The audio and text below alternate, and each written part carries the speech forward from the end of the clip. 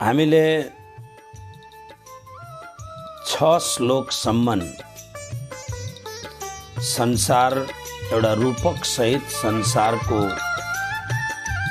वास्तविकताको जानकारी र त्यो संसारलाई यानी संसारको आसक्तिलाई कसरी परित्याग गर्ने, परित्याग गरेर अनि कसरी परमपदलाई प्राप्त गर्ने र परमपद कस्तो छ यस सम्बन्धको प्रक्रियागत कुराहरू हामीले सुन्यौं। र आउनुहोस् भगवान श्री कृष्ण भन्नुहुन्छ त्यो परमात्माको जुन अंशभूत आत्मा हो, यो अध्यायको एउटा मूल स्वर भगवान श्री कृष्ण स्वयं भन्नुहुन्छ, हे आत्मा, तिमी संसारको होइन, तिमी मेरो अभिन्न अंश हो। म र तिमीमा केही फरक छैन, हामी एउटा हौं। तर जीव परमात्माको अभिन्न अंश भए तापनि जीवद्वारा भूल के भइरहेको छ, जसले गर्दा परमात्मा तत्त्वको रसास्वादन हुन सकेको छैन। यस विषयमा अब यो श्लोकमा भगवान श्री कृष्ण बताउनुहुन्छ। आउनुहोस् पहिले श्लोकको उच्चारण गरौं।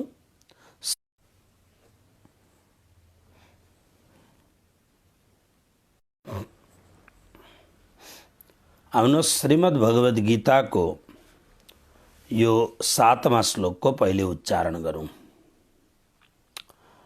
ध्यान दिएर श्लोकलाई हेर्नुहोला। ममैवांशो जीवलोके जीवभूतः सनातनः मनः षष्ठानीन्द्रियाणि प्रकृतिस्थानि कर्षति। पदच्छेद। मम एव अंश, ममैव अंशमा 3वटा शब्द छन्। मम एव अंशः जीवलोके जीवभूतः सनातनः मनः षष्ठानि इंद्रियाणि प्रकृतिस्थानि कर्षति। इसको सामान्य अर्थ हेरौं। जीवलोके जीवलोकमा जीवभूतः जीव भनिएको यो आत्मा अर्जुन मम एव अंशः, मम एव, मम मेरो, एव नै, सनातन, सनातन, सनातन को अर्थ हो सबभन्दा प्राचीन, सनातन अंश हो। तर प्रकृतिस्थानी, प्रकृतिमा स्थित, मनसस्थानी, मन सहित 5औं इन्द्रियाणी, इन्द्रियहरूद्वारा कर्षति, आकर्षित हुन्छ।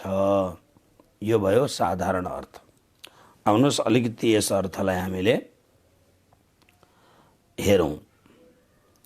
भगवान श्री कृष्णले यो श्लोक बहुत महत्त्वपूर्ण श्लोक छ हाम्रो लागि। हामी धेरै प्रकारले हामी अत्यन्त गरीब छौं, हामी अत्यन्त धनवान छौं, हामी अत्यन्त मूर्ख छौं, हामी अत्यन्त विद्वान छौं, हामी गोरो छौं, कालो छौं, राम्रो छौं, नराम्रो छौं, भद्दा छौं, मोटो छौं, पातलो छौं इत्यादि, रोगिष्ठ छौं। मतलब धेरै प्रकारका उपाधिहरूलाई हामीले स्वीकार गरेको छ। धेरै प्रकारका उपाधिहरूलाई भगवान के भन्नुहुन्छ यहाँनिर भने जीवलोके, यो जीवलोकमा, जीवलोक भन्नाले 14 लोकलाई नै जीवलोकको रूपमा लिएको छ। किनभने श्री कृष्णले विगतका श्लोकहरूमा भन्नुभएको छ, अर्जुन यो जुन संसार कस्तो छ, आब्रह्म भुवनाल्लोका पुनरावर्तिनो अर्जुन, ब्रह्मा पर्यन्तका सम्पूर्ण लोकहरू आवागमनको चक्रमा छन्। अब ब्रह्म पर्यन्त भनेपछि यो 14 लोकको सबैभन्दा माथिल्लो सिरानेको ठाउँमा सत्यलोक छ, जहाँ भगवान ब्रह्मा, भगवान विष्णु र भगवान शङ्करका 3वटा पुरीहरू छन्, ब्रह्मलोक, वैकुण्ठ अनि कैलाश। हाम्रो सबै जस्तो यो अहिलेको जुन हाम्रो लोक छ, यसलाई भूरलोक पनि भनिन्छ, मृत्युलोक पनि भनिन्छ, जगत पनि भनिन्छ, धेरैवटा नाम छन्। यसदेखि मुनि 7वटा लोकहरू छन्, अतल, वितल, सुतल, तलातल, महातल, रसातल, पाताल। यो भूरलोक भइहाल्यो। यसदेखि माथि भुवरलोक, जसलाई पितृलोक पनि भनिन्छ, स्वर्गलोक, महरलोक, जनलोक, तपलोक अनि माथिल्लो 14 लोकको सबैभन्दा माथिल्लो तहमा सत्यलोक। जुन सत्यलोकमा 3वटा पुरीहरू छन्, ब्रह्मपुरी, जहाँ ब्रह्मलोक ब्रह्माजी विराजमान हुनुहुन्छ सावित्री सहित, बीचमा भगवान नारायण यानी विष्णु भगवानको स्थान छ, जसलाई हामी वैकुण्ठ भन्दछौँ, वैकुण्ठपुरी। अनि अर्कोपट्टि भगवान शङ्करको स्थान छ, जसलाई कैलाश भनिन्छ। त्यसकारणले भगवान श्री कृष्णले भन्नुहुन्छ, आब्रह्म भुवनाल्लोकाः, ब्रह्मा पर्यन्तका जति पनि लोकहरू छन्, ती सम्पूर्ण लोकहरू पुनरावर्तिनो अर्जुन, सम्पूर्ण आवागमनका चक्रमा फस्नेवाला छन्। तसर्थ जीवलोक भन्नाले सम्पूर्ण भोगमय जति पनि प्राणीहरू जहाँ जहाँ स्थित छन्, त्यसलाई जीवलोक भनिन्छ। अर्थात् यो संसारमा जीवभूतः, यहाँ एउटा यो शब्दमा एउटा विशेष एउटा कुरो छ। जीवभूत भनेको जीव भएको। हेर्नुहोस्, आत्मा हुँदैन, जस्तो परमात्माको निर्माण हुँदैन, परमात्मा स्वतः हुनुहुन्छ। आत्मा परमात्माको सदंश भएपछि आत्माको हुने कुरा आउँदैन। तर भगवानले यहाँ एउटा शब्द, यस्तो गर्भित शब्द राख्नु भएको छ, जीवभूतः, जीव बनिएको। जीव बनिएको आत्मा भन्नुको अर्थ के हो भन्दाखेरि, मूल रूपमा जीव र आत्मामा विद्वानहरूले अलिकति फरक के गरेको छ भन्दा, आत्माको अज्ञान अवस्थाको नाम हो जीव, र जीवको आफूलाई जानिएको, आफ्नो ज्ञानले संयुक्त भएको विशुद्ध अवस्थाको नाम हो आत्मा। यस्तो विद्वानहरूको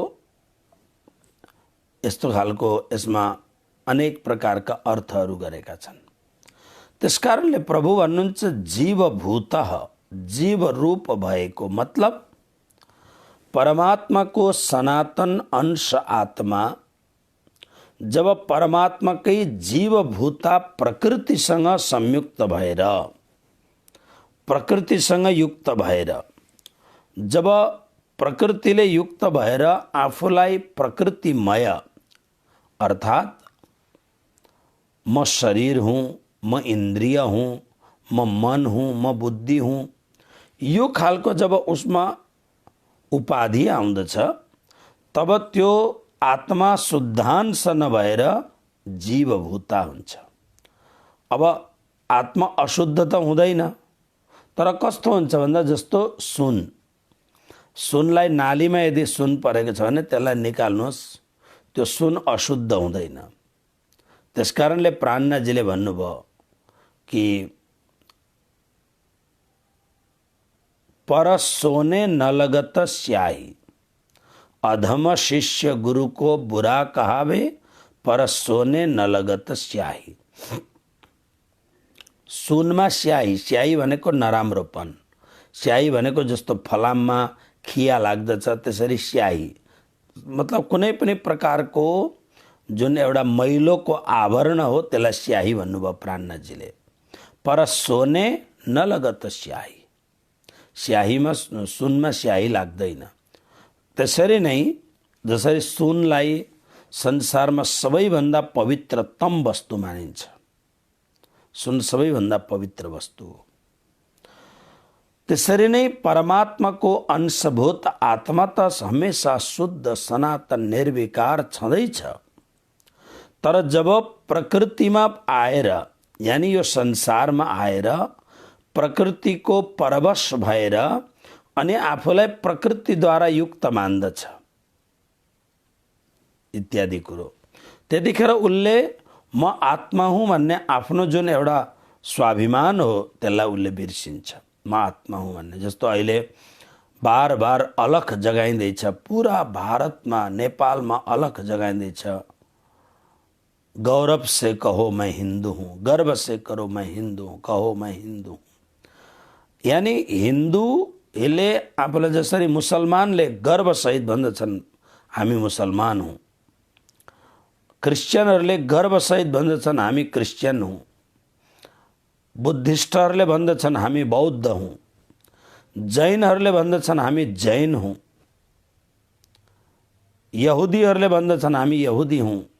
तर संसारको यो मात्र यस्तो खालको एउटा जाति छ हिन्दू, जसले आफूलाई हिन्दू हुँ भन्न गौरवान्वित हुँदैन। यसमा खास गरेर नेता बनौदाहरू छन्, जो नेताहरू आफूलाई आफ्नो इमानलाई बेचिसकेका जो नेताहरू छन्, सम्पत्तिको गुलाम भएका जो नेताहरू छन्, उनीहरूले आफूलाई सेकुलर मान्दछन् र उनीहरूले आफूलाई हिन्दू मान्दैनन्। त्यसकारणले स्वामी विवेकानन्ददेखि लिएर सबैले यो एउटा कुरो भन्नुभयो कि गर्व से कहो हम हिन्दू हैं, गर्वले भन, एउटा प्राउड हुनुपर्छ आफ्नो धर्ममा। त के भयो त भन्दाखेरि यसमा धेरै लगभग 150-200 वर्षदेखि सनातन परम्परामा, हिन्दू परम्परामा अलिकति बोटको राजनीति गर्ने ठुल्ठुला मान्छेहरू आए, जसले होइन हामी सबै एउटै हौँ, के अरे अल्लाह एउटै हो, भगवान एउटै हो, सबै एउटै हो भनेर जुन एउटा मान्छेहरूको मस्तिष्कलाई विभ्रमित बनाइदियो र मान्छेहरूलाई आफ्नो अस्तित्वबाट यो धेरै दिनको जहर आउँदै आउँदै आउँदै आउँदै मान्छेहरूको रोम रोम जहरले युक्त भयो। तर यो जहर मात्र हिन्दूलाई लाग्यो। तपाईहरु नेपालमा बाहुनहरू, ब्राह्मणहरू पनि, क्षत्रिय वीरहरू पनि गर्वसहित भन्न सक्दैनन् म हिन्दू हुँ भनेर। भारतमा पनि जब भोट आउँदछ त्यतिखेर त हिन्दू हुँ भन्छन्, तर जब भोट जान्छ तब हामी सेकुलर हौँ, हामी हिन्दू हौँ, म हिन्दू हूँ भनेर गर्व गर्ने 2-4 जना मात्रै छन्। जसरी यो स्वामी विवेकानन्द जो विश्वको वन्दनीय सन्त हुनुहुन्थ्यो, उहाँले यो कुरो निकाल्नु भयो, गर्व से कहो हम हिन्दू हैं, सनातन धर्ममा त्यो कुरो। त्यसरी नै भगवान श्री कृष्णले भन्नुहुन्छ अर्जुनलाई, अर्जुन तिमी जीवभूतः, तिमी जीव बनिएका छौ, तिमी प्रकृतिसँग संलग्न भएको हुनाले जीव रूप तिमी भएका छौ, तर वास्तवमा तिमी त शुद्ध बुद्ध नित्य चैतन्य आत्मा हो, तिमी निर्विकार आत्मा हो तिमी। त्यसकारणले अर्जुन भगवान भन्नुहुन्छ मम त्यसकारणले मैले जीवभूत शब्द मतलब जीव भएको, मतलब भगवान परब्रह्म परमात्मा को शुद्ध बुद्ध निर्विकार मुक्त जो आत्मा छ, त्यो आत्मा प्रकृतिसँग संलग्न भएपछि प्रकृतिको जुन प्राणनाजीले त यसलाई जहर भन्नुभयो, जहर जिमीका लग रह्या। जुन प्रकृतिको जुन जहर हो त्यसले गर्दा त्यसले वशीभूत भएर म जीव हुँ अथवा म संसार शरीरको अंश हुँ भन्न थाल्यो। भगवान हुन् तिमी जीवभूत भएका हो, जीवभूत तिमी त शुद्ध बुद्ध मुक्त आत्मा हो। त्यसकारणले भगवानले प्रमाण दिनुहुन्छ मम एव अंश, तिमी मेरो नै अंश हो। त्यो पनि अंशमा पनि एउटा विशेषण दिनुभयो सनातन, तिमी सनातन आत्मा हो। सनातनको अर्थ हो जसको आदि र अन्त छैन, अनादि छ। त्यसकारण त प्राणनाजीले आफ्नो मन्त्रको मूल हिस्सामा अनादि शब्द साक्षात परब्रह्म परमात्माले जब देवचिन्द्रजीलाई मन्त्र दिँदा मन्त्रको मूल हिस्सामा विशेषणको रूपमा अनादि शब्दको प्रयोग गर्नुभयो। अनादि, आदि र अन्तदेखि रहित, यसको न आदि छ न अन्त छ, यसलाई सनातन भनिन्छ। त्यसकारणले मूल रूपमा हिन्दूहरूको हिन्दुता पछि गएर भएको नाम हो।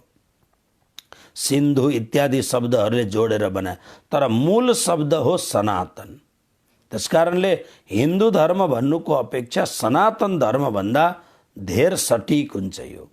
भगवान भन्नुहुन्छ तिमी मेरो सनातन अंश हो। मतलब जतिखेर प्रकृतिको पनि निर्माण भएको थिएन त्योभन्दा पहिले तिमी नित्य शुद्ध बुद्ध मुक्त मेरो सनातन आत्मा हो, तिमी अंश हो। तिमी फेरि अंश शब्दको प्रयोगको अर्थ के भयो भन्दाखेरि तिमी म नै हो, अंश मेरै अंश हो, तिमी म भन्दा पृथक छैनौ। हामीले सानो सानोमा साधु सन्त महात्माहरूबाट कथा सुन्थ्यौँ। एउटा चरवैयाले चराउनेवालाले भेडको झुन्डमा एउटा सानो नवजात सद्य नवजात सिंहको बच्चालाई लिएर आएछ भुलले। अनि त्यो सिंहको बच्चा भेड बकरीहरूसँग चर्दा चर्दै, भेडा बाख्राहरूसँग चर्दा चर्दै उसले आफूलाई पनि म भेडा बाख्रा नै जस्तो हुँ भन्न थालेछ। पछि गएर कथा आउँदछ कि जङ्गलमा सिंह ठुलो भइसकेको छ, तर उसले म सिंह ती भेडा बाख्रासँग चर्दा चर्दै ऊ भेडा बाख्रा जस्तै भइसकेको छ। बिचमा बस्छ, हिलमिल गर्दछ। एक दिन जङ्गलमा चर्दाखेरि बब्बर सिंह जो भयङ्कर मृगेन्द्र हो त्यसले उसलाई पक्ड्यो। अरू सब भागेर ज्यान बचाए, उसले पनि भाग्न खोज्दा उसले च्यापै पक्ड्यो। मलाई किन पक्डिनुहुन्छ तपाईँ भन्दा, अरे मूर्ख, तिमी भेडा बाख्रा होइनौ, तिमी मेरै म जस्तै हो तिमी। नै नै ऊ सबै भागे मेरा साथीहरू। अनि उसलाई तलाउमा लगेर आफ्नो स्वरूप र उसको स्वरूप देखाएपछि अनि उसलाई थाहा भयो वास्तवमा म त मृगेन्द्र हुँ, म सिंह हुँ, म भेडा बाख्रा होइन। त्यसरी नै हामी के छ भन्दाखेरि हामी आफूलाई प्रकृति परवश बनाएर म ब्राह्मण हुँ, म क्षत्रिय हुँ, म वैश्य हूँ, म शूद्र हूँ, म अमुक जातिको हूँ, म अमुक गोत्रको हूँ, म साधु हूँ, म सन्यासी हूँ, म गृहस्थी हूँ, म धनी छु, म गरिब छु इत्यादि कुराहरू आफूमाथि थोपेको हुन्छ। ठिक छ, म ब्राह्मण छु, म क्षत्रिय छु भन्ने गर्व गर्नु राम्रो कुरो हो, तर मूल रूपमा आत्मा त यो सब कुरो केही पनि होइन। आत्मा त परमात्मा हो। ब्रह्मविद ब्रह्मैव भवति, ब्रह्माकार वृत्तिले सुसम्पन्न भएको आत्मा हो। त्यसकारणले भगवानले भन्नुभयो तिमी मेरो सनातन अंश हो। तिमीले आफूलाई म यस्तो हुँ, म यस्तो हुँ, म यस्तो हुँ भनेर अहङ्कार गर्दछौ, ममता गर्दछौ, अनेक प्रकारका ऐषणाहरू तिमीले राखेको छौ। नै, तिमी त शुद्ध बुद्ध आत्मा, मम एव अंश, सनातन अंश, मेरो नै सनातन अंश हो तिमी। तर अब हेर्नुहोस् मूल कज के छ, तर प्रकृतिस्थानी, प्रकृतिमा रहेका, मनसस्थानी मन, अनि षष्ठ भनेको छ तर मन सहित छ भन्नुको अर्थ मन अनि अरू 5 भनेको श्रवण, त्वचा, नेत्र, रसना र नासिका। यो 5 इन्द्रियलाई पञ्चेन्द्रिय मन सहित 5 इन्द्रियको इन्द्रियले तिमीलाई करसती बसमा गरेको छ। यानी तिमी त वास्तवमा शुद्ध बुद्ध नित्य चैतन्यवान तिमी मेरो अंशभूत आत्मा हौ, तर मेरै प्रकृतिले मेरै मायाले तिमीलाई बसमा गरेर तिमीले आफूलाई म परमात्माको अंश हुँ भन्ने होइन, म त यो हुँ भनेर तिमी यता लाग्यो। कति झगडा हुन्छ, सांप्रदायिक झगडा हुन्छ, जातीय झगडा हुन्छ, वर्णीय झगडा हुन्छ। हाम्रो साधुहरूमा कमण्डलु फोडाफोड झगडा हुन्छ।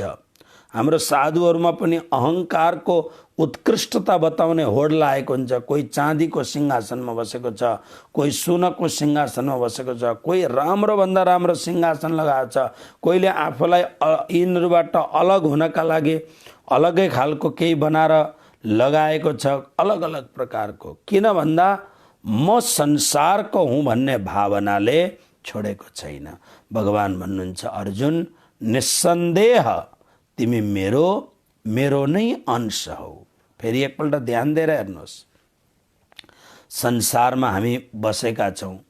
अनेक प्रकारका संसारका व्यवहारहरूले हामीलाई गाँजेको छ। हामीलाई बेला बेला रिस उठ्छ, हामीलाई बेला बेला अतिशय ममता हुन्छ, हामीलाई बेला बेला धेरै कुरोले हामीलाई गाँजिरहेको हुन्छ।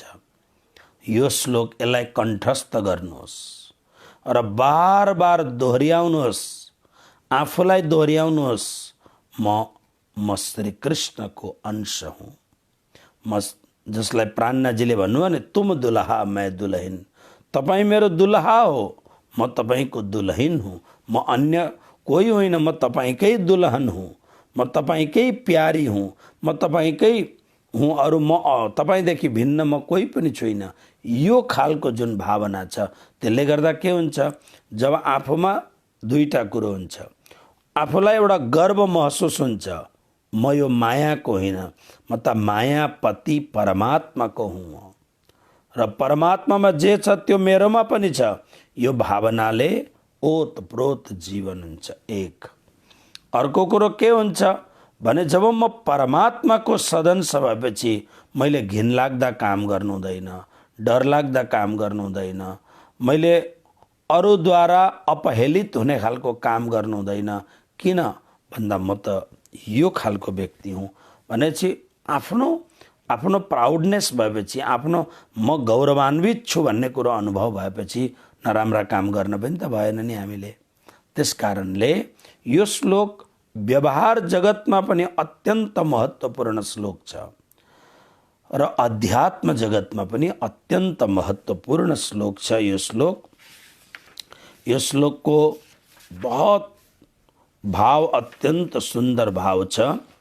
त्यस कारणले अब भगवानले जुन यो प्रकरण सुरु गर्नुभयो कि तिमी कसरी भुलिएका छौ हे आत्मा भन्दा त्यो भुलिने प्रकारहरू के हुन्, ती भुलिने कारणहरू के हुन्, कुन चिजले हामीलाई भुल्याइरहेछ।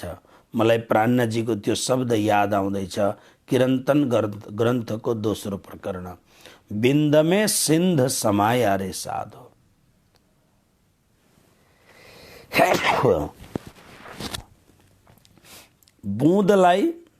बुँदले समुद्रलाई सुकाइदियो अथवा समुद्र बुँदमा गएर विलीन भयो। अब यो कुरो बुझ्नलाई बडा गाह्रो हुन्छ। त्यसकारणले कबीरले भन्थे, संत की बाणी अटपटी झटपट लखे न कोई। अटपटो बाणी हुन्छ। कबीरले भने नि, पानी में मीन पियासी। माछा पानीमा छ तर प्यासी छ। प्राणनाजी भन्नुहुन्छ, बुँदले सागरलाई हराइदियो। सागरमा गएर बुँद मिल्दछ, हराउँदछ, त्यो त सुनेको कुरो, तर यहाँ त सागर बुँदमा आएर मिलेर हरायो। मतलब आत्मा समुद्र हो, परमात्माको अंश आत्मा हो, माया यो बुँद हो। बुँदमा आएर आत्मा रूपी समुद्र हराएको छ। त्यसकारणले कबीरले एउटा शब्द भने, मोर हीरा हराए गयो कचरे में, मोर हीरा हराए गयो कचरे में। मेरो हीरा कचरा भनेको कसिङ्गरमा फोहोर मैलामा हरायो। शरीर सर्लक्कै हेर्ने हो भने फोहोर मैला त छ नि। चारैतिर हेर्नुहोस्, यो फोहोर मैलाले बनिएको शरीरमा यो राम्रो पलिस परमात्माले लगाइदिनु भएको छ। सबैतिरबाट जति पनि हाम्रा शरीरका छिद्रहरू छन्, एउटा छिद्रबाट पनि सुगन्ध आउँदैन, गन्दगी मात्रै आउँदछ चारैतिरबाट। त्यसकारणले मान्छेहरू पर्फ्युम राख्दछन् छिरछिर पारिराख्नका लागि चारैतिर। र यो शरीर के हो? बुँद हो। यसभित्र जुन आत्मा छ त्यो समुद्र हो। हेर्नुहोस्, आत्मा यति निर्विकार छ।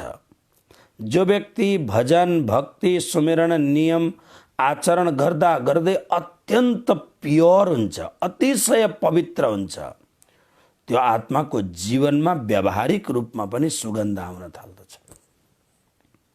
यस्ता खालका प्रकरणहरू छन् कतिवटा।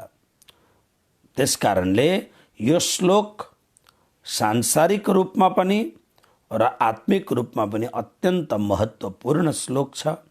यसलाई कण्ठस्थ गर्नुहोला। र अब यो आत्मा त्यो जुन बुँदमा अथवा त्यो मनसष्ठान इन्द्रियाणी प्रकृति स्थानीमा कसरी हराएको छ, कुन रूपले हराएको छ, यसको भिन्न भिन्न प्रक्रियाहरू परमात्मा बताउनुहुन्छ, जसको व्याख्या हामी भोलि 8 श्लोकबाट सुन्नेछौँ। आज यहीँ राखौँ। आउनुहोस्, बार बार हजुरहरूसँग सम्पर्क हुन बिचमा गाह्रो भयो। आजको सत्सङ्गलाई यहाँ विश्राम गरौँ। पहिले कृष्ण कन्हैया लाल की जय। विगतमा चतुर्दशीको दिन अत्यन्त भिड भरोडामा, पूर्णिमाको दिन बहुतै धेर लगभग 1500 भक्तहरूको भोजन व्यवस्था, चतुर्दशीमा 400 देखि 500 भक्तहरूको भोजन। कोरोनाको यो सङ्क्रमण कालमा आफूलाई बचाएर अरूलाई पनि बचाएर अब नआउने भन्दाखेरि यो सार्वजनिक ठाउँ, त्यसकारणले अब सरकारले त लकडाउन खोलिसक्यो। बडा गाह्रो छ, भक्तहरू मान्दैनन्। श्रद्धा यति बलवान छ कि श्रद्धाको सामने मृत्यु पनि हेय दृष्टिमा देखिन्छ। फेरि हामीले 30 तारिक अखण्ड पाठ सुरु गऱ्यौँ पूर्णिमाको दिन, अनि अखण्ड पाठ 31 तारिक रात्रि 12 बजे भजन सङ्कीर्तन नाम जपबाट 31 तारिक राति 12 बजे हामीले पूर्णाहुति गऱ्यौँ। अनि पूर्णाहुति गरे पश्चात भाव र प्रेमले हामीले 2020लाई बिदाई गरेर 2021 को स्वागत गऱ्यौँ। र राति लगभग 1 बजे 1:30 बजेपछि हामीले सम्पूर्ण कार्यक्रम सकेर अनि विश्रामतिर लाग्यौँ। र 31 तारिकको दिन हामीले राज्यलाई पनि सुत्न दिउन, परमात्मालाई पनि हामीले पुरा 12:30 बजीसम्म राखेर आरती भजन पूजन गरेर अनि मात्र पौढावनी गरेको। 1 तारिक जनवरी 1 तारिक यानी 2021 को मङ्गल प्रभात जसरी पूर्वबाट भगवान सूर्य नारायणको अत्यन्त भावपूर्ण प्रादुर्भाव हुन्छ, त्यसरी नै हामीले हाम्रो जीवनको 2021 को सुरुवात श्री राजी महाराज को अक्षरातीत परब्रह्म परमात्मा श्री कृष्ण को राजश्यामा जी को मंगल आरती यानी 6 बजीबाट प्रारम्भ गऱ्यौँ। त्यसको पश्चात लगभग 10 साढे 10 बजे हामीले 31 पारायणहरू सुरु गऱ्यौँ। जुन भक्तहरूले पारायणको लागि 1100 रुपियाँ प्रदान गर्नुभएको छ, मैले अलिकति नभ्याएर सूची बनाइसकेको छैन। सूची बनाएर अनि हजुरहरूको सामने म जाहेर गर्नेछु। र 1 तारिक त्यसरी 2 तारिक पनि अत्यन्त 2 तारिक संसारको अत्यन्त पवित्रतम नदी गङ्गा यमुना जस्तै पवित्र नदी नर्मदाको तटमा परमहंस गुरु महाराजजीको गुरुदेवको आश्रम बनाएर लगभग काम 75% काम तयार भइसक्यो र त्यसमा ग्रिलहरू इत्यादि सबैको हेरचाह गर्नका लागि गएको थिएँ। लगभग यहाँबाट 100 किलोमिटर टाढा छ वान वे, अनि 2 घन्टा जान 2 घन्टा आउन, फेरि त्यहाँ गएर मिटिङहरू इत्यादि कामहरू सबै। त्यसले गर्दा आज 3 तारिकको दिन त कार्यक्रम अलिकति भए पनि गर्नै पर्छ भनेर हजुरहरूको सेवामा भगवद् गीताको यो श्रीकृष्णको डिभाइन मेसेज लिएर म उपस्थित भएँ। अब लगभग 9 तारिकसम्म कन्टिन्यू सुरु हुन्छ।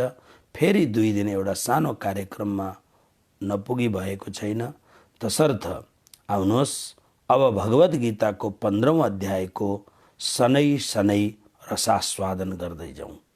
सबैलाई नयाँ वर्षको अत्यन्त मङ्गलमय हार्दिक न्यानो अभिवादन शुभकामनाको साथमा आजको भगवद् गीताको यो रसामृतको रसलाई अनुभव गर्दै विश्राम गरौँ। प्रणाम। कृष्ण कन्हैया लाल की जय।